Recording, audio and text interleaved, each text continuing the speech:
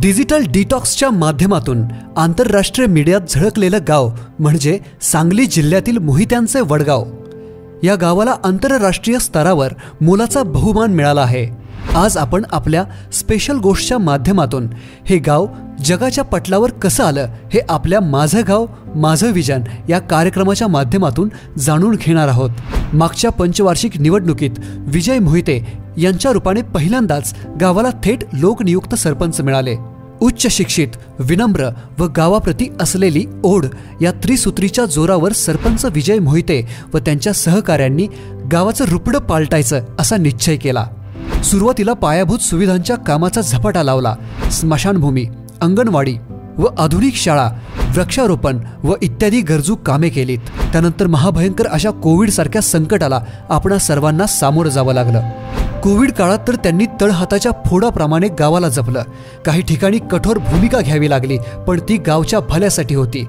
अन्नधान्य वाटप, लसीकरण या गोष्टी देखील योग्यरित्या राबवल्या। विजय मोहिते यांनी सरपंच पदाचा कार्यभार स्वीकारल्यापासून गावातील स्वच्छतेला अतिशय महत्त्व दिले। गावातील प्रत्येक रस्ता कॉन्क्रीट अथवा पेविंग ब्लॉक बसवून नाला बांधण्यात आला। त्यामुळे सांडपाणी वाहून जात असून गाव स्वच्छ व सुंदर झालं। रोजचा रतीब घालावा तशा असलेल्या दूरचित्रवाणीवरील मालिका आणि समाज माध्यमातील आभासी जगातील चित्रफित यामुळे मुलांची अभ्यासातील कमी झालेली रुची वाढवण्यासाठी रोज सायंकाळी 1.5 तास भ्रमणध्वनी व दूरचित्रवाणी संच बंद ठेवण्याचा निर्णय या मोहित्यांचे वडगावने घेतला। या निर्णयाची आठवण करून देण्यासाठी मंदिरावर भोंगाही बसवण्यात आला आहे। या माध्यमातून मोठ्या प्रमाणावर विद्यार्थ्यांना शिक्षणाची गोडी लागली व गाव डिजिटल डिटॉक्स होऊन गाव आंतरराष्ट्रीय स्तरावर झळकले। आता गाव पाहायला लोक संपूर्ण देशातून येत आहेत। हे सगळं अभिमानास्पद काम करत असताना सरपंच विजय मोहिते हे आवर्जून सांगतात की स्वर्गीय पतंगराव कदम व मोहनराव कदम दादा यांच्या मार्गदर्शनाखाली व माजी मंत्री डॉक्टर विश्वजित कदम यांच्या नेतृत्वाखाली काम करण्याची संधी मिळाली, म्हणूनच हे मी करू शकलो। तसेच संपूर्ण मोहिते वडगाव या गावातील लोक माझ्या पाठीशी ताकदीने उभे राहिले, म्हणूनच हे शक्य झालं असंही ते नमूद करतात। तर आज आपण त्यांच्यासोबत माझं गाव माझं विजन या कार्यक्रमात संवाद साधणार आहोत। लोकनियुक्त सरपंच म्हणून काम करत असताना मी गावाचा सरपंच आहे। मी कुठल्याही पक्षाचा सरपंच नाही आहे, मी कुठल्या गटाचा सरपंच नाही आहे। निवडून आल्यानंतर सरपंच हा गावात असतो। जरी माझा पक्ष काँग्रेस असला, जरी मला काँग्रेस पक्षाने नेतृत्व दिलं, तर शेवटी काम करत असताना मी एक लोकप्रतिनिधी आहे ह्याचं भान ठेवून मी 5 वर्ष या ठिकाणी काम करत राहिलो। हातात काठी घेऊन लोकांना त्या ठिकाणी सगळ्या गोष्टी मी सांगितल्या। काठी एवढ्यासाठी घेतली की ती काठी लोकांच्या भल्यासाठी मी घेतली। ती आमच्यासाठी कोणीतरी काम करते, माझं कोणीतरी या गावामध्ये आहे आणि कोणाला तरी आपली काळजी आहे, अशा प्रकारची एक भूमिका या ठिकाणी आम्ही घेऊन त्या ठिकाणी कोविड काळामध्ये एक चांगलं काम केलं। त्यावेळचे जिल्हाधिकारी असतील, CO साहेब असतील, त्यावेळचे तत्कालीन मुख्यमंत्री असतील, यांनी सुद्धा या आमच्या गावानं आणि आम्ही केलेल्या कामाची दखल घेतली। आणि तो संध्याकाळी 7 वाजता सायरन वाजवला की TV आणि मोबाईल हा घरातला बंद करायचा आणि मुलांनी 1.5 तास अभ्यासाला बसायचं। सायरन वाजला की आम्ही घरोघरी जायचो आणि घरातील TV आणि मोबाईल बंद आहे का याची पाहणी करायचो। की या उपक्रमामुळे माझ्या गावाचं नाव पुढे आलं, माझ्या गावाचा विचार सगळीकडे झाला, माझं गाव सगळीकडे फेमस झालं। बिनविरोध निवडणूक व्हावी अशी माझी इच्छा होती। नमस्कार, मी चेतन सावंत। स्पेशल गोष्टच्या आजच्या माझं गाव माझं विजन ह्या विशेष कार्यक्रमामध्ये आपणा सर्वांचं मनपूर्वक स्वागत। ग्रामपंचायत निवडणुकांचं बिगुल वाजलंय आणि आपल्या स्पेशल गोष्टच्या माध्यमातून आपण अशा काही गावांचा धांडोळा घेत आहोत की ज्या गावांनी मागच्या 5 वर्षात खूप चांगल्या प्रकारे कामं केली। एक ग्रामविकासाची चळवळ नेमकी काय असते हे दाखवून देण्याचा प्रयत्न केला आणि ते गाव भविष्यात देखील खूप चांगल्या प्रकारे त्यांच्या नाविन्यपूर्ण संकल्पना किंवा ज्या विजन आहेत ते आपण या माध्यमातून मांडण्याचा प्रयत्न करत आहोत। तर आज आपण अशाच प्रकारे सांगली जिल्ह्यातील कडेगाव तालुक्यातील मोहित्यांचे वडगाव ह्या गावातील काँग्रेस पुरस्कृत श्री संगमेश्वर भैरवनाथ ग्रामविकास पॅनलचे पॅनल प्रमुख आणि आत्ता जी मागची पंचवार्षिक निवडणूक झाली किंवा मागच्या पंचवार्षिक कार्यकाळामध्ये ज्यांनी मोहिते वडगाव गावचं प्रतिनिधित्व केलं, सरपंच म्हणून काम केलं आणि मोहिते वडगाव ह्या गावाला एक आंतरराष्ट्रीय ख्याती प्राप्त करून दिली, ते म्हणजे ह्या गावचे सरपंच म्हणून काम केलेले विजय मोहिते साहेब हे आपल्यासोबत हितगुज साधण्यासाठी उपस्थित आहेत। तुमचं स्पेशल गोष्टमध्ये मनापासून स्वागत. नमस्कार. आपण थेट मुलाखतीला सुरुवात करूया. आम्हाला तुमच्याकडून तुमच्या 5 वर्षाच्या कार्यकाळाचा अनुभव, तसेच तुम्ही केलेली नाविन्यपूर्ण ज्या योजना आहेत किंवा नाविन्यपूर्ण उपक्रम आहेत ह्या गोष्टी जाणून घ्यायच्या आहेत आणि भविष्यातील तुमच्या विजन देखील जाणून घ्यायचे आहेत. गेली 5 वर्ष काम करताना अनेक अडचणीचा सामना या ठिकाणी करावा लागला. खरं तर स्वर्गीय डॉक्टर पतंगरावजी कदम साहेब हे त्यावेळी हयात होते गेल्या पंचवार्षिक निवडणुकीमध्ये. त्यामुळं त्यावेळी काम करत असताना कैलासवासी डॉक्टर पतंगरावजी कदम साहेब यांचा मोठा आधार आम्हाला होता. आणि खरं तर पतंगरावजी कदम साहेब आणि मोहनरावजी कदम दादा यांच्या आशीर्वादामुळेच त्यावेळी मला सरपंच बनण्याची संधी त्या ठिकाणी कदम कुटुंबियांना दिली. त्यांच्यासोबत डॉक्टर विश्वजित कदम, शांताराम कदम यांचाही मोठा पाठिंबा त्यावेळी होता. आणि ज्यावेळी सरपंच झालो त्यावेळी एक मोठी जबाबदारी या ठिकाणी होती, कारण पहिल्यांदाच थेट सरपंच म्हणून निवडणूक त्यावेळी लढवली जात होती. आणि मग त्यावेळी संघर्ष होताच. निवडणूक लढवताना 3 उमेदवार होते. स्वतःच्याच पक्षातला एक उमेदवार अपक्ष म्हणून होता आणि समोर भाजप, राष्ट्रवादी असे एकत्रित होते. तरीसुद्धा लोकांनी मला त्यावेळी एक चांगला पाठिंबा दिला आणि एक लोकप्रतिनिधी म्हणून त्यावेळी लोकांनी मला निवडून दिलं. जबाबदारी मोठी होती. हळूहळू साहेबांच्या मार्गदर्शनाखाली काम करण्यास सुरुवात केली. आणि हे काम करत असताना सुरुवातीला ग्रामपंचायत कशी चालवायची असते आणि ग्रामपंचायतची कामं काय आहेत हे थोडं जाणून घ्यायचा प्रयत्न केला. गावात महाराष्ट्रातील जी आदर्श गावं आहेत ती सुरुवातीला आम्ही या ठिकाणी पाहून आलो. त्या गावाने कोणत्या प्रकारे कशाप्रकारे काम केलं आहे याचा आढावा सुरुवातीला आम्ही घेतला. आमच्या बॉडीला घेऊन या ठिकाणी अनेक गावांना भेटी दिल्या आणि याप्रमाणे आपण आपल्या गावाचा विकास आराखडा कसा तयार करायचा याचा अगोदर अभ्यास केला. त्यावेळी पतंगराव साहेबांचा महाराष्ट्राच्या राजकारणात आणि मोठा दरारा होता. त्याचा फायदा आम्हाला होत होता. अनेक अधिकारी त्यामुळे आम्हाला जोडले जात होते. खरं तर माझ्या कुटुंबाला कुठलाही राजकीय पार्श्वभूमी नाही आहे, वारसा नाही आहे किंवा माझं कुटुंब राजकीय घराण्यातून आलेलं नाही आहे. मोहनराव कदम दादा आणि साहेबांनी माझ्या वहिनी सौभाग्यवती मालनताई मोहिते यांना या देवराष्ट्रीय जिल्हा परिषद गटामध्ये महिला आरक्षण आलं त्यावेळी संधी दिली. एक सामान्य कुटुंबातली महिला, एक सामान्य कुटुंबातलं काम करणारं कुटुंब यांना संधी दिली आणि त्या संधीचं सोनं करण्याचं काम मालनताईंनी त्यांच्या काळामध्ये केलं. आणि त्याचंच एक फलित म्हणून त्यांचा जो अनुभव होता त्यातून थोडं मला काहीतरी शिकायला मिळालं. 10 वर्ष मालनताईंनी जिल्हा परिषदेचं प्रतिनिधित्व केल्यानंतर अनेक गोष्टी जिल्हा परिषद, पंचायत समिती यांच्या माध्यमातून मला अनुभवायला मिळाल्या, माहिती मिळाल्या. माझ्याबरोबर असणाऱ्या सर्व मित्रांनीसुद्धा मला चांगलं सहकार्य केलं, गावकऱ्यांनी सहकार्य केलं, सपोर्ट केला. आणि त्यातून मिळालेली जी अनुभवाची शिदूर होती ती सरपंच काळात मला उपयोगी आली. आणि सरपंच म्हणून जी जबाबदारी होती ती सुरुवातीला पार पडत असताना अनेक संकट आली. राजकीय पक्ष असतात, अनेक काही नागरिक असतात ज्यांच्या अनेक समस्या आणि अनेक प्रश्न असतात, ते आपल्यासमोर त्या ठिकाणी येतात. पण ते आपल्याला कव्हर करण्याची हातोटी आपल्याला आली पाहिजे. ती करण्याचा मी प्रयत्न त्या ठिकाणी चांगल्याप्रमाणे केला. आणि लोकनियुक्त सरपंच म्हणून काम करत असताना मी गावाचा सरपंच आहे. मी कुठल्याही पक्षाचा सरपंच नाही आहे, मी कुठल्या गटाचा सरपंच नाही आहे. निवडून आल्यानंतर सरपंच हा गावात असतो. जरी माझा पक्ष काँग्रेस असला, जरी मला काँग्रेस पक्षाने नेतृत्व दिलं, तर शेवटी काम करत असताना मी एक लोकप्रतिनिधी आहे ह्याचं भान ठेवून मी 5 वर्ष या ठिकाणी काम करत राहिलो. आणि माझा गाव एक चांगला आदर्श झाला पाहिजे, माझा गाव पुढं आला पाहिजे, माझ्या गावाचा आदर्श इतर गावांनी घेतला पाहिजे, अशी भूमिका घेऊनच सुरुवातीला मी कामाला सुरुवात केली होती. सरपंच झाल्यानंतर तुम्ही सुरुवात कशी केली कामाची? म्हणजे आव्हानं असतील त्यावेळेला सुरुवातीला, तर ती आव्हानं कुठली होती? त्या आव्हानांवर कशी मात केली आणि सुरुवात कशी केली कामांना? आव्हानं अनेक होती, कारण त्याच्या अगोदर मी 10 वर्ष अनेक विकास कामामध्ये सर्वांना सहकार्य करत होतो. ग्रामपंचायतच्या प्रत्येक गोष्टीमध्ये मी सहभाग घेऊन तिथल्या प्रतिनिधींना मी सहकार्य करत होतो. त्याच्यामुळे बऱ्याचशा गोष्टी मला माहीत होत्या. त्यामुळेच तर लोकांनी मला निवडून दिलं की याला बऱ्यापैकी माहिती आहे, तर आपण याला लोकप्रतिनिधी निवडून देवा.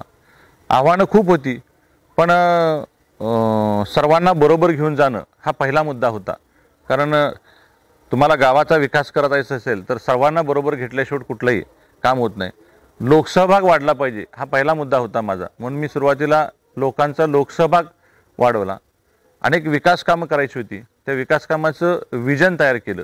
सर्वांना बरोबरून ग्रामसभा बोलवली, ग्रामसभेमध्ये लोकांचे जे प्रश्न आहेत ते एकत्रित केले आणि ते सोडवण्यासाठी पुढं टप्प्याटप्प्यानं सुरुवात केली. मग सुरुवातीला काही लोकांचे रस्त्याचे प्रश्न होते, गटाराचे प्रश्न होते, काहींच्या लोकांना गोरगरिबांना घरांचे प्रश्न होते, हे सोडवण्यासाठी सुरुवात केली. त्यानंतर लोकांना ज्या योजना पाहिजे होत्या त्या योजना गावापर्यंत आणण्यासाठी सुरुवातीला थोडा अभ्यास करून त्या योजना कशा येतील याचा अभ्यास केला. पण त्यावेळी मी सरपंच झालो त्यावेळी जिल्हा परिषदमध्ये, पंचायत समितीमध्ये आणि राज्यामध्ये सुद्धा काँग्रेस पक्षाचं सरकार नव्हतं.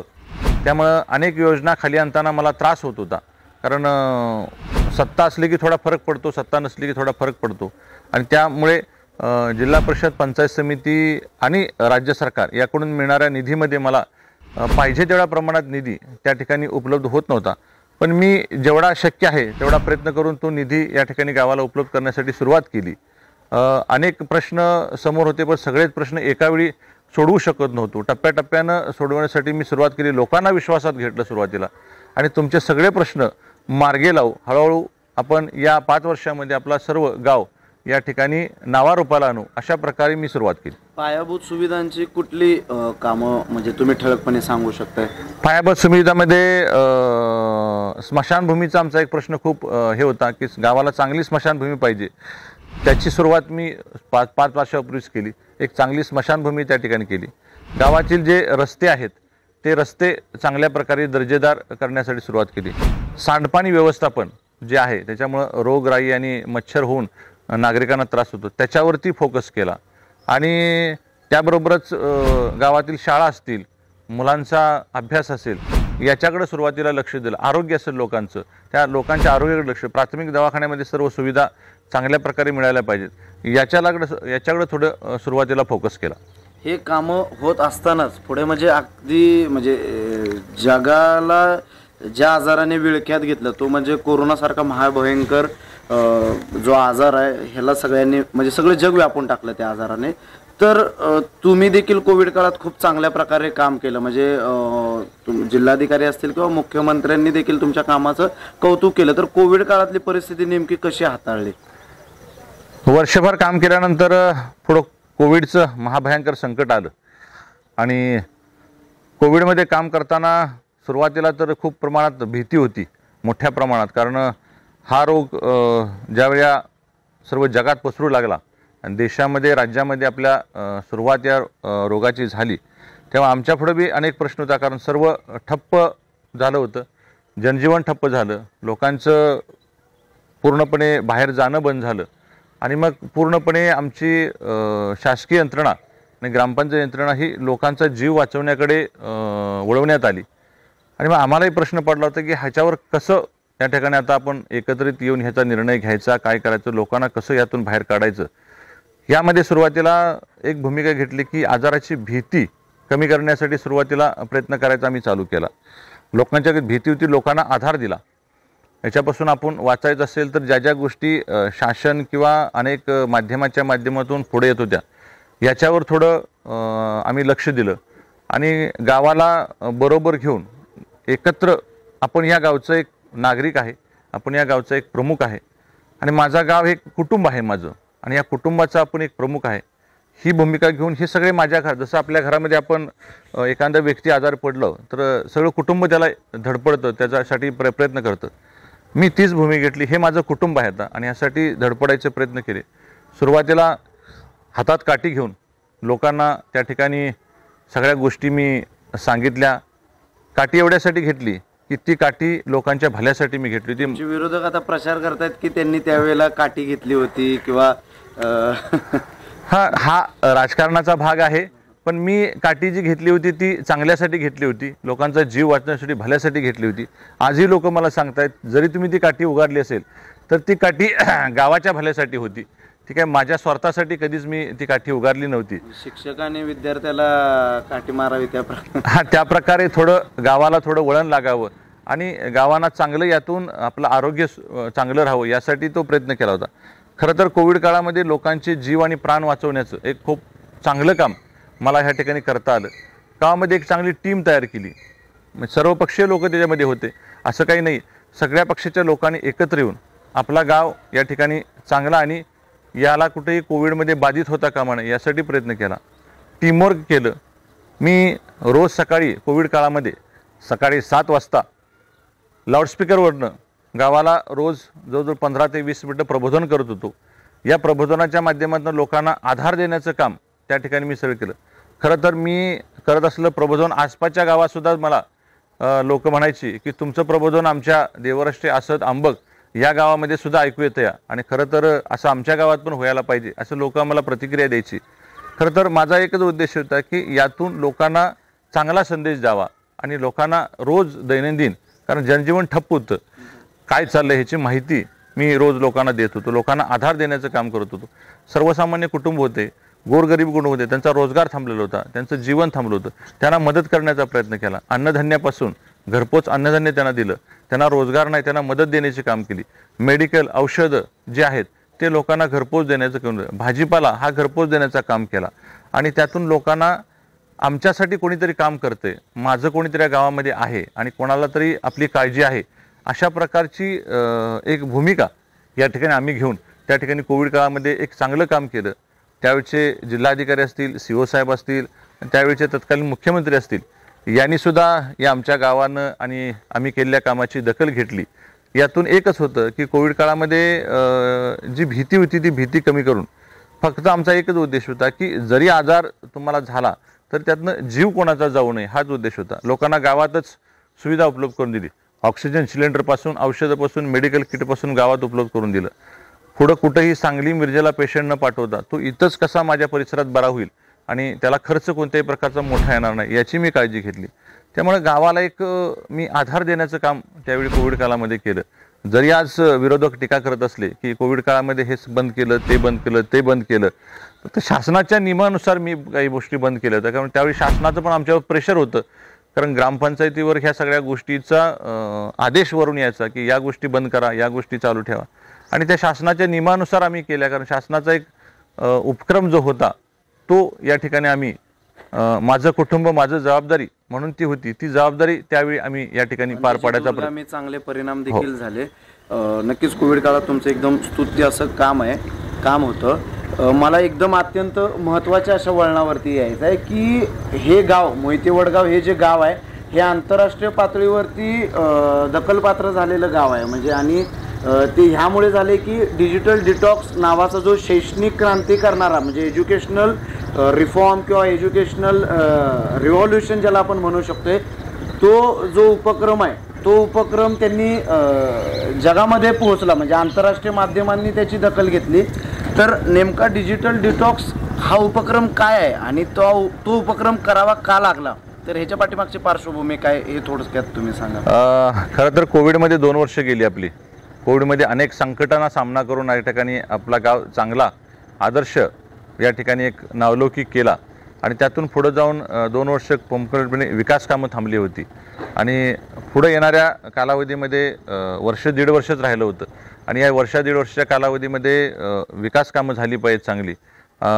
गावाला ज्या पायाभूत सुविधा पाहिजेत त्या देण्यासाठी पिण्याच्या पाण्याचा एक मोठा प्रश्न होता आमचा की पिण्याच्या पाण्याची जुनी योजना होती ती आम्हाला बदलायची होती आणि ती नवीन करायची होती. या गोष्टी करतच आम्ही पुढे चाललो होतो. तर यात करत असताना एक लक्षात आलं की कोविड संपल्यानंतर शिक्षणाच्या बाबतीत थोडी गोष्टी काय समोर आल्या. त्याला कारण असं होतं की तुम्हाला माहिती आहे कोविडमध्ये एक तर शाळा सगळ्या बंद होत्या पूर्णपणे, कुठंही बाहेर पडायची परवानगी असल्यामुळं. आणि मग काही दिवसानं शासनानं असा निर्णय घेतला की शाळा बंद करण्यापेक्षा शाळा ऑनलाईन चालू केल्या तर मुलांना त्याचा फायदा होईल. मग ऑनलाईन शाळा चालू झाल्यानं बऱ्याच मुलांच्याकडे मोबाईल नव्हते आणि मोबाईल नसल्यामुळं पालकांनी शाळा चालू झाल्यामुळं परिस्थिती नसतानासुद्धा मोबाईल मुलांना 10-10 हजाराचे मोबाईल घेऊन दिले आणि मुलं त्याच्यावरती अभ्यास करू लागले. खरं तर 1 तास किंवा 40 मिनिटाचा ऑनलाईन तास असायचा आणि इतर वेळी मग मुलं मोबाईलचा वापर जादा करू लागली. हळूहळू काय झालं की वर्षभर मुलांच्या हातात मोबाईल आल्यामुळं मुलं मोबाईलचा वापर जादा करले, टी व्हीचा वापर जादा व्हायला, कारण घरी बाहेर जायची कुठं तर परवानगी नव्हती त्यामुळे टी व्ही जादा पाहायला लागले. टी व्ही आणि मोबाईलचं कुटुंब आणि मुलांना एवढं वेड लागलं होतं की शाळा ज्यावेळी कोविड संपल्यानंतर चालू झाल्या त्यावेळी पाहिलं तर बऱ्याचशा शाळेच्या पालक मिटिंग व्हायच्या, आमच्या मिटिंग होत्या, स्कूल कमिटीच्या व्हायच्या. त्याच्यामध्ये असं निदर्शन आलं की शिक्षक म्हणायचे की मुलांचा अभ्यासाकडे जो कल आहे तो खूप कमी झाला आहे. म्हणजे वाचन आणि लेखन याच्यामध्ये खूप आळस करतायत मुलं, गोडी कमी झाल्या.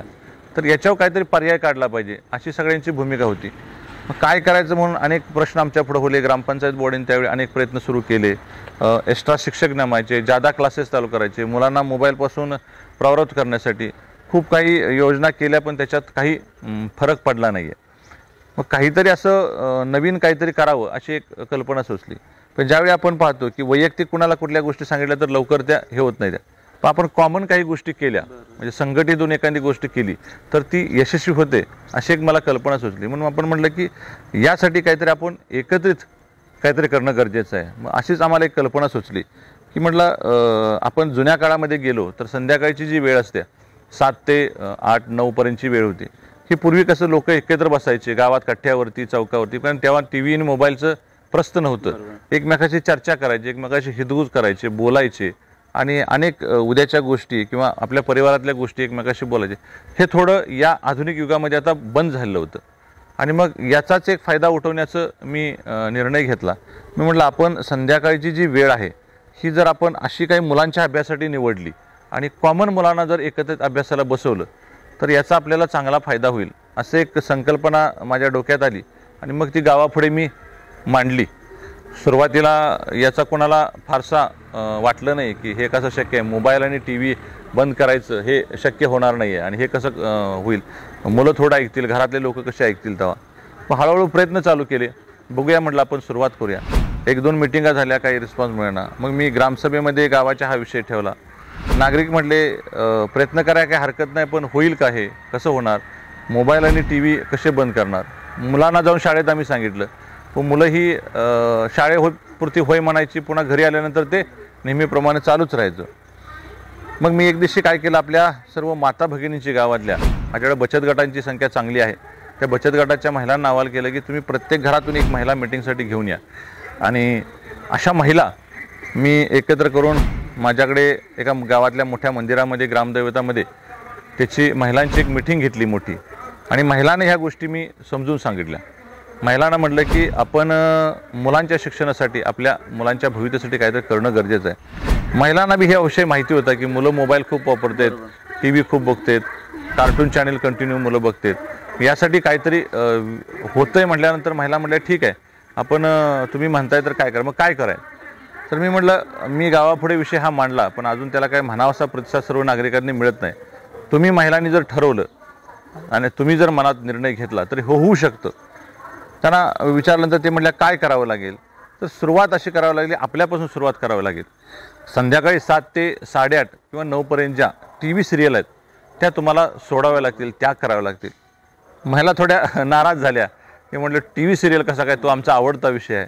नाही म्हटलं, तुम्हाला जर आपली मुलं चांगली घडवायची असतील आणि तुमच्या मुलांना जर चांगले अधिकारी उद्या बनवायचं असेल, चांगल्या मुलांना संस्कार द्यायचे असतील आणि मुलं जर चांगल्या गुणवत्तेनं तुम्हाला पुढे असेल तर तुम्हाला काही गोष्टीचा त्याग करावा लागेल. मी त्यांना सांगितलं की तुम्ही जिजाऊ व्हावं लागेल, कारण छत्रपती शिवाजी महाराजांना घडवणारी आणि या शौर्याला त्यांनी गाजवलेलं शौर्य किंवा मराठ्यांसाठी ज्यांनी एवढं मोठं राज्य निर्माण केलं त्याच्यामागे खरं प्रेरणा होती ती मातेची होती, मा जिजाऊंची होती. तुम्हाला मा जिजाऊ व्हावं लागेल तरच तुम्ही तुमची मुलं, तुमची पिढी आपण पुढं घडवू शकतो. मग महिलांना थोड्या ह्या गोष्टीचं आवडलं. महिला म्हटलं ठीक आहे, आपण या उपक्रमामध्ये शिक्षणाच्या उपक्रमामध्ये आपण ह्या प्रकारे चांगला या ठिकाणी हे घेऊ शकतो. तर माझं मत असं आहे की आपण सगळ्यांशी या गोष्टीची चर्चा करूया आणि मग सूर्या. महिलांनी चर्चा केली सर्वांशी आणि मग निर्णय झाला की ठीक आहे आपण हे करूया. तुम्ही म्हणताय तर आपण 7 ते 8:30 या वेळेमध्ये आम्ही कुणी TV आणि मोबाईल बघणार नाही, मुलांना सवय लावतो. मग ठरल्यानंतर 14 ऑगस्टला हा निर्णय झाला. 15 ऑगस्टला स्वातंत्र्याचा 75वा दिन होता आणि त्या दिवशी मी सुरुवात करायची ही संकल्पना सगळ्यांपुढे मांडली. पुन्हा गावकऱ्यांच्या पुढे ही संकल्पना नेली. गावकऱ्यांना म्हणलं सगळ्या महिला तयार आहेत तर आपण हे सुरू करूया. ठीक आहे म्हटले, सुरू करूया. आणि मग याला सूचित करण्यासाठी काहीतरी पाहिजे, कारण कॉमन ज्यावेळी गोष्टी करतो त्यावेळी काहीतरी सूचना देणारी कोणीतरी व्यक्ती पाहिजे. म्हणून मी माझ्या ग्रामदेवतेच्या वरती एक सायरन बसवला आणि तो संध्याकाळी 7 वाजता सायरन वाजवला की TV आणि मोबाईल हा घरातला बंद करायचा आणि मुलांनी 1.5 तास अभ्यासाला बसायचं.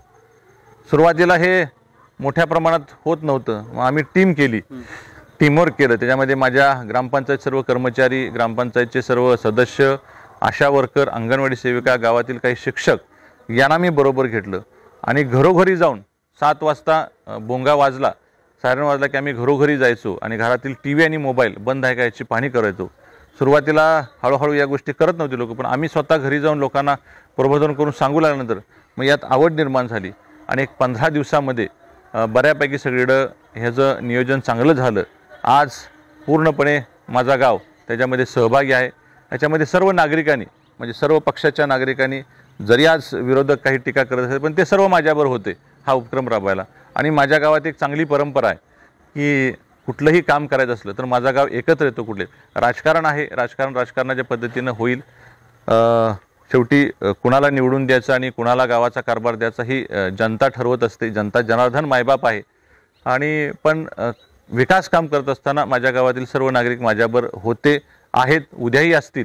पण हा एक शिक्षणाचा उपक्रम एक चांगल्या प्रकारे राबवून मुलांच्या शिक्षणासाठी, मुलांच्या पिढीसाठी, भविष्याच्या पिढीसाठी एक चांगला पायंडा या ठिकाणी माझ्या सरपंच काळामध्ये या ठिकाणी मला पाडता आला. आणि एक चांगला उपक्रम ज्याचं मला स्वप्नातसुद्धा वाटलं नव्हतं की एवढी प्रसिद्धी आणि एवढी त्याची महत्त्व जगाला असेल. खरं तर राज्यात नव्हे, देशात नव्हे तर आंतरराष्ट्रीय पातळीवरसुद्धा मला अनेक पत्रकार, अनेक लोकांनी या ठिकाणी अभिनंदन केलं की खरं तर TV आणि मोबाईलमध्ये लोक एवढी गुंतलेले आहेत आणि त्यात बाहेर पडण्यासाठी तुम्ही 1.5 तास का असेना पण त्या मुलांना त्यातून बाहेर काढण्यासाठी एक चांगला प्रयत्न केला. खरं तर शिक्षणामध्ये एक चांगला आमूलग्र बदल होत असताना तोच प्रश्न विचारायचा आहे की तुम्ही हे दाखवून दिलं की ग्रामपंचायत फक्त पायाभूत सुखसुविधांचीच कामं करत नसून एक माणसाच्या आयुष्यात म्हणजे ज्ञानार्जन हे जे सर्वात महत्त्वाची जी गोष्ट आहे, तर शिक्षणामध्ये एक आमूलाग्र बदल घडवून तुम्ही एक नवीन उद्याची पिढी बनवण्यासाठी खूप मोठ्या प्रमाणावरती प्रयत्न केले आणि त्याचा भविष्यात त्याची ती फळं विद्यार्थ्यांना चाकायला मिळतील. तर कधी वाटलं होतं का की बाबा आपलं गाव मोहिते वडगाव हे जे गाव आहे हे आंतरराष्ट्रीय पटलावरती जाईल या माध्यमातून, आणि ज्या वेळेला ते दखल अख्ख्या जगातील वृत्त समूहांनी घेतली तर त्यावेळेच्या फिलिंग्स काय होत्या? नाही, असं कधी वाटलं नव्हतं. एक उपक्रम आहे, तुम्ही म्हटला तसं की आतापर्यंत आपण फक्त ग्रामपंचायतमध्ये एक पायाभूत सुविधा एवढंच आपण लक्ष केंद्रित करतो, पण ग्रामपंचायतमध्ये अशा अनेक योजना आहेत, त्या 252 योजना आहेत त्या की त्या अनेक माध्यमातून आपल्याला या ठिकाणी राबवता येतात. अनेक पुरस्कार त्यातून आपल्याला मिळवत येतात, अनेक योजना त्याच्यामध्ये गावात आणतात आणि काहीतरी नाविन्यपूर्ण उपक्रम या ठिकाणी त्यातून करणं गरजेचं असते. आणि पायाभूत सुविधा सोडून काहीतरी वेगळा उपक्रम करणं गरजेचं आहे आणि त्यासाठीच मी तो उपक्रम राबवायचा निर्णय घेतला होता. खरं तर एवढं मोठ्या प्रमाणात ते होईल असं स्वप्नातही आम्हाला वाटलं नव्हतं. पाक आंतरराष्ट्रीय पातळीवर सुद्धा ते जाईल याची माहिती आम्हालाही नव्हती, कल्पना नव्हती. पण खूप बरं वाटलं की माझ्या गावाचं नाव झालं, माझ्या लोकांचं नाव झालं, माझ्या सर्व नागरिकांच्या त्याच्यामध्ये चॅनलनी, माध्यमांनी मुलाखती घेतल्या आणि एवढ्या मोठ्या प्रमाणात हा उपक्रम देशामध्ये आणि जगामध्ये पुढं समोर येईल असं मला वाटलं नव्हतं. पण त्याच्यामुळं माझ्या गावाचं नाव मोठ्या अभिमानानं घेतलं जातं. मला अनेक गावाच्या बाहेर राहणारे माझे जे नागरिक आहेत ते अभिमानानं सांगतात की आमची छाती भरून येते की ज्यावेळी गावाबद्दल आमच्या चांगलं बोललं जातं, गावाबद्दल.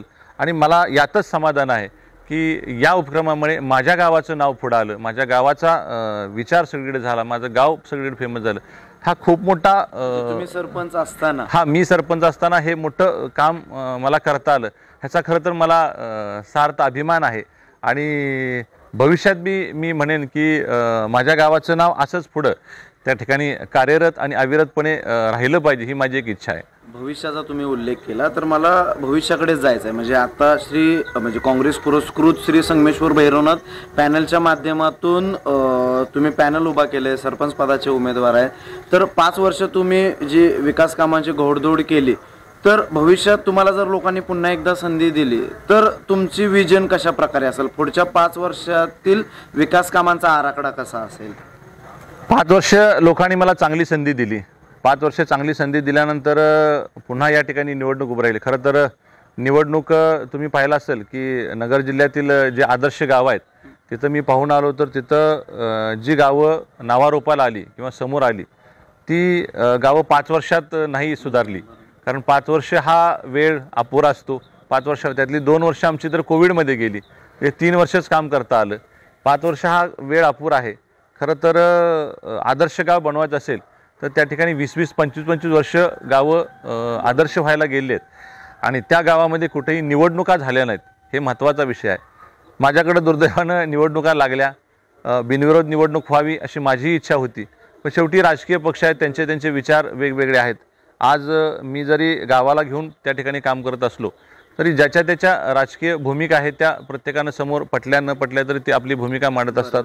काहींचे विचार माझ्याबरोबर असतात, काहींचे विचार नसतात, हा एक वेगळा भाग आहे. पण विकास कामामध्येच हे सगळे विचार एकच असतात. त्यामुळे आज मी माझ्या काँग्रेस पक्षाच्या वतीनं मी गावाच्या पुढील 5 वर्षाचा अनेक विकास करण्यासाठी श्री संगमेश्वर भैरवनाथ ग्रामविकास पॅनलच्या माध्यमातून मी या ठिकाणी एक माझ्या गावातली नेतृत्व करणाऱ्या सर्वांना एकत्रित घेऊन त्या ठिकाणी एक पॅनल उभा केलं. त्याच्यामध्ये कविता विनोद मोहिते ह्या माझ्या सरपंच पदाच्या उमेदवार आहेत. MA BEd शिकलेली एक चांगली ॲक्टिव्ह महिला आहे आणि त्यांच्या माध्यमातून पुढील 5 वर्षामध्ये एक अजून चांगलं काम करण्याची भूमिका या ठिकाणी मी सर्व नागरिकांच्या पुढे ठेवलेली आहे. आतापर्यंत पायाभूत सुविधाबरोबरच गावाचा अनेक योजना, अनेक पुरस्कार या ठिकाणी मिळवण्यासाठी मी प्रयत्न केलेत. स्मार्ट गाम असून द्या, इको विलेज असून द्या, यामध्ये आहे.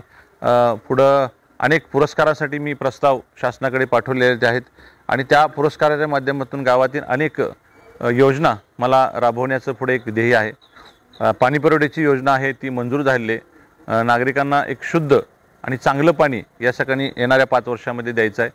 त्याचबरोबर शिक्षणासाठी एक मोठा आमूलाग्र बदल करून माझी जी प्राथमिक शाळा आहे ती मॉडेल स्कूल बनवण्याचं, जसं आपल्या तालुक्यामध्ये खेराडवांगीला शाळा आहे, हिंगणगावला शाळा आहे, त्याच पद्धतीनं मोहितोडगोज शाळा मॉडेल स्कूल बनवण्याची एक योजना हाती घेतलेली आहे. त्याचं 1 कोटी रुपयेचा निधी या ठिकाणी मंजूर आहे आणि एक चांगल्या दर्जाची शाळा या ठिकाणी भविष्यात उभा करायचं एक भूमिका आहे. गावातलं प्राथमिक आरोग्य केंद्र आहे ते खूप जुनं आहे, 30-35 वर्षापूर्वीची इमारत आहे. तर त्या ठिकाणी एक मॉडेल PSC नवीन इमारत बांधून एक चांगला दवाखाना त्या ठिकाणी बांधण्याचा मानस या ठिकाणी आहे. त्यासाठी प्रपोजल आपलं मंजुरीला पाठवलेलं आहे. त्याचबरोबर अनेक योजना गावामध्ये आहेत, त्या योजना या ठिकाणी चांगल्यापणे राबवायच्या आहेत आणि त्यातून पुढं येणाऱ्या बॉडीच्या माध्यमातून एक आदर्श गाव कसा बनवेल. आज शिक्षणाचा उपक्रम जो मी राबवत आहे त्याचा बऱ्याच गावांनी या ठिकाणी आदर्श घेऊन या ठिकाणी मोहितोडगोचा आदर्श घेऊन काही अनुकरण केलेलं आहे. भविष्यात येणाऱ्या अनेक योजना आहेत त्या सक्षमपणे गावापुढे राबवण्याची माझी एक भूमिका आहे. त्यासाठी मी सर्व नागरिकांना आणि माझ्या मतदार राजांना विनंती करतो की मी जो भैरवनाथ संगमेश्वर ग्रामविकास पॅनल उभा केला आहे त्याच्या सर्व उमेदवारांना पुन्हा एकदा आपण मतरूपी आशीर्वाद देऊन कविता विनोद मोहिते यांना सरपंचपदी आपण विराजमान केलं तर येणाऱ्या काळामध्ये ग्रामपंचायतच्या त्यांच्या कारभारामध्ये कुठलाही इंटरफेअर न करता बाहेरून त्यांना लागणारी सर्व मार्गदर्शन मी करेन. कारण आतापर्यंत मी खुर्चीवर होतो, माझी भूमिका एक माझ्या काळामध्ये चांगलं काम व्हावं म्हणून काही गोष्टी मी स्वतः त्या ठिकाणी लक्ष घालून करत होतो. पण काही लोकांचं मत आहे की हाच सगळं करतोय, हाच सगळं बघतोय. काही अदृश्य शक्ती अशा आहेत की त्या मला या ठिकाणी खूप अडवण्याचा प्रयत्न करतायत की यानं थांबलं पाहिजे. त्याच्यामध्ये काही लोकांचा उद्देश वेगळा असेल. त्या अदृश्य शक्तींचा काय हेतू असावा, त्या अदृश्य शक्तींचा हेतू काय असेल हे मलाही माहीत नाही, ते परमेश्वराला माहिती. पण का त्या मला रोखण्याचा प्रयत्न करतात. मी तर चांगलं काम करण्यासाठी, गावासाठी चांगलं काम करण्याचा प्रयत्न करतोय. पण काही लोकांना असतंय की पतंगराव कदम सुद्धा एवढे साहेब काम करत होते पण त्यांना सुद्धा अडवण्याचा प्रयत्न करत होते. महाराष्ट्रात त्यांची चर्चा व्हायची माणूस. पण मला म्हणायचं नाही, मी एक साहेबांचा एक छोटा कार्यकर्ता आहे, एक सामान्य कुटुंबातला एक कार्यकर्ता आहे. मी चांगलं काम करण्याचं या ठिकाणी गेली 5 वर्ष सर्वांना बरोबर घेऊन जाण्याचं काम करत. तरी काही अदृश्य शक्ती आहेत की मला रोखण्याचं काम करतात. मी कुठल्याही पदाचा खुर्चीचा लालसा नाही आहे, मला कुठलेही पद आणि असावं असं माझी भूमिका नाही आहे. पद नसताना सुद्धा मी काम करण्याची भूमिका अविरत, यापुढेही जरी आज काही असेल तर मी गावासाठी काम करत राहीन. मला ते आवड आहे आणि त्या आवडीप्रमाणे मी काम करत राहीन. माझी एक इच्छा आहे की काम करत असताना सत्ता ही बरोबर असणं गरजेचं असतं. त्यामुळे काम करताना सत्ता जर लोकांनी पुन्हा एकदा दिली तर यापुढं आणून यापेक्षाही गावाला नावारूपाला आणून चांगल्या गोष्टी पायाभूत सुविधाबरोबर अनेक गोष्टी या ठिकाणी गावाला विविध उपक्रम भविष्यात सुद्धा चांगले राबवून या ठिकाणी डिजिटल डिटॉक्ससारखा उपयोग आहे की याचा खूप मोठा फायदा पुढं होणार आहे. अनेक माध्यमातून पुढच्या महिन्यामध्ये तर काही फॉरेन कंट्रीजमधून काही लोक गावाला भेट देणार आहेत. काल परवा तर केरळमधून काही नागरिकांनी येऊन भेट दिली आहे. याचा फायदा माझ्या आणि सर्व माझ्या टीमच्या माध्यमातून गावाला कसा करता येईल याची पुढच्या 5 वर्षामध्ये भूमिका आहे. सर्वसामान्य लोकांचे प्रश्न सोडवण्याची भूमिका आहे. नागरिकांना ज्या सोयीसुविधा या ठिकाणी पाहिजे त्या उपलब्ध करून येणाऱ्या 5 वर्षामध्ये आणखीन चांगल्या सुविधा मग समृद्ध गावसारखी योजना आहे ती या ठिकाणी मी राबवलेली आहे. त्यातून लोकांना त्याच्या दैनंदिन असणाऱ्या सर्व गोष्टीमध्ये त्या ठिकाणी आपल्याला त्याचा लाभ घेता येतोय. अनेक योजना आहेत, घरकुलच्या योजना असतील, दैनंदिन योजना असतील, लोकांचे अनेक प्रश्न आहेत ते सोडवण्याचं या ठिकाणी मी पुढील 5 वर्षामध्ये या पॅनलच्या माध्यमातून मी प्रयत्न करेन. पण संधी इतरांना आपण दिली तर त्या ठिकाणी ते सुद्धा चांगलं काम शोधेल. माझी एकच भूमिका आहे की गेली 10-15 वर्ष झालं या गावाच्या विकासासाठी मी प्रयत्न करत आहोत. पण पुढील वर्षामध्ये मी मार्गदर्शनाच्या भूमिकेत राहून येणाऱ्या पिढीला एक चांगलं मार्गदर्शन करून त्यांच्या हातून हाच गाव माझा आदर्श कसा होईल आणि या गावाचा नावलौकिक आणखी कसा होईल. खरं तर यापूर्वी या गावाचा नावलौकिक माझ्या गावचे माजी सरपंच आणि ज्यांनी सागरेश्वर अभयारण्याची निर्मिती केली पहिलं मानवनिर्मित वृक्षमित्र धोमू मोहिते यांनी खरं तर 10 ते 15 वर्ष त्यांनी गावामध्ये एक चांगलं काम करण्याचं काम त्यांनी केलं होतं. ते स्वतः सरपंच होते. त्यांचं नाव देश पातळीवर आणि राज्य पातळीवर सुद्धा धोमूअण्णांना सर्वजण ओळखत होते. शरद पवार साहेबांसारखे जे व्यक्तिमत्व आहे ते धोमूअण्णांचे जवळचे मित्र होते. ते तर मोहितेवडगावला त्यांच्याकडे येऊन जायचे आणि धोमूअण्णांनंतर खरं तर माझ्या सरपंच कारकिर्दीमध्ये गावाचा नावलौकिक करण्याचं मला भाग्य मिळालं. त्यामुळे माझ्या गावाला परंपरा चांगली आहे, क्रांतिकारकांचा गाव आहे आणि ही परंपरा कायम ठेवून राजकारणाच्या पद्धतीने पण माझी लोकांना एकच आव्हान आहे की सर्वसामान्य घरातली माणसं आपण उभा केली आहेत, लोकांच्या तुमच्या सेवेसाठी ही माणसं उभा केली आहेत. तर माझी आपल्याला विनंती आहे की या लोकांच्यावर तुम्ही पुन्हा एकदा विश्वास दाखवा आणि पुन्हा एकदा या लोकांना काम करण्याची संधी द्या. माझ्या माध्यमातून मी आपली सेवा अविरतपणे या ठिकाणी करत राहीन आणि आणखीन गावाचा नावलौकिक कसा चांगला होईल, गावाला आणखीन पुढे नेण्याचं या ठिकाणी मी प्रभावीपणे काम करेन ही माझी विनंती आहे. मला शेवटचा हा प्रश्न विचारायचा आहे की तुम्ही मगाशी बोलताना म्हटलं की मी गावात आता मार्गदर्शकाच्या भूमिकेत असणार आहे. तर तुमची जी कारकीर्द आहे ही फक्त गावासाठी लिमिटेड नाही आहे किंवा तुम्ही जे उपक्रम राबवलेत हे फक्त आता गावापुरते मर्यादित राहिले नाही तर ते राज्य पातळीवर, देश पातळीवर किंबहुना आंतरराष्ट्रीय पातळीवरती गेलेत. तर ह्या निवडणुकीत एक प्रकर्षाने जाणवणारी गोष्ट म्हणजे अनेक तरुणी किंवा उच्च शिक्षित जे लोक आहेत हे ग्रामपंचायतीच्या माध्यमातून स्वतःचं नशीब आजमावत गावात एक बदल करण्यासाठी पुढे येऊ पाहत आहेत. तर ह्या तरुणांना किंवा हे जे ज्यांना विकासाची चाहूल आहे अशांना तुम्ही भविष्यात जे ग्रामपंचायतीत येणार आहे तर त्यांना काय मार्गदर्शन कराल? येणाऱ्या तरुणांनी राजकारणामध्ये खरं तर चांगली भूमिका घेऊन ह्या ठिकाणी उतरलं पाहिजे. राजकारण हे लोकांच्या भल्यासाठी आपण पाहिलं पाहिजे. या ठिकाणी मी येणाऱ्या पिढींना किंवा येणाऱ्या ह्या तरुणांना सगळं आव्हान करेन की जर तुम्हाला सर्वसामान्य माणसांसाठी काम करायचं असेल, लोकांसाठी काम करायचं असेल आणि तुम्हाला खरंच नेतृत्व करायचं असेल तर ग्रामपंचायत ही खूप मोठं चांगलं व्यासपीठ आहे खरं तर. कारण विलासराव देशमुखसारखे राज्याचे मुख्यमंत्री झाले, ते सरपंचापासून मुख्यमंत्र्यापर्यंत गेले. भविष्यात तुम्हाला चांगलं काम करायचं असेल तर ग्रामपंचायतमध्ये एक चांगला अजेंडा तयार करणं हे सुरुवातीला आहे. सुरुवातीला एक चांगला अजेंडा तयार करून ग्रामपंचायत ही स्वतःसाठी नसून ती गावासाठी आहे ही पहिली भूमिका मिळली. म्हणजे आपल्या प्रतिष्ठेसाठी किंवा आपल्या पदासाठी किंवा काही ना कसं वाटतं की मी सरपंचपद हे माझ्या प्रतिष्ठेसाठी, तर ते तुमच्या प्रतिष्ठेसाठी न करता किंवा ते तुमच्या फायद्यासाठी न बघता ते गावाच्या भल्यासाठी आहे, गावासाठी आहे ही भूमिका घेऊन तुम्ही जर काम करायला गेला तर लोक तुम्हाला स्वीकारतात, लोक तुमच्या मागे येतात. माझी सर्व नवीन पिढीनं एक आव्हान आहे की आपण आपल्या ग्रामपंचायतीचं प्रतिनिधित्व करत असताना किंवा ग्रामपंचायतमध्ये आपण निवडून गेला सदस्य असू दे किंवा तो सरपंच असू दे किंवा काही महिला सरपंच आहेत, यांनासुद्धा एक माझी विनंती राहील की आपण कारभार करत असताना लोकांना, नागरिकांना, सामान्य माणसांना बरोबर घेऊन काम करा. आपल्या बॉडीमध्ये काम करताना बॉडीमध्ये समन्वय असणं खूप गरजेचं आहे. प्रशासकीय अधिकारी यांच्याशी तुमचा समन्वय असणं असं गरजेचं आहे. योजना वरती ज्या आहेत त्याचा अभ्यास करून त्या लोकांच्यापर्यंत पोहोचवणं यासाठी तुम्हाला काम करावं लागेल चांगलं.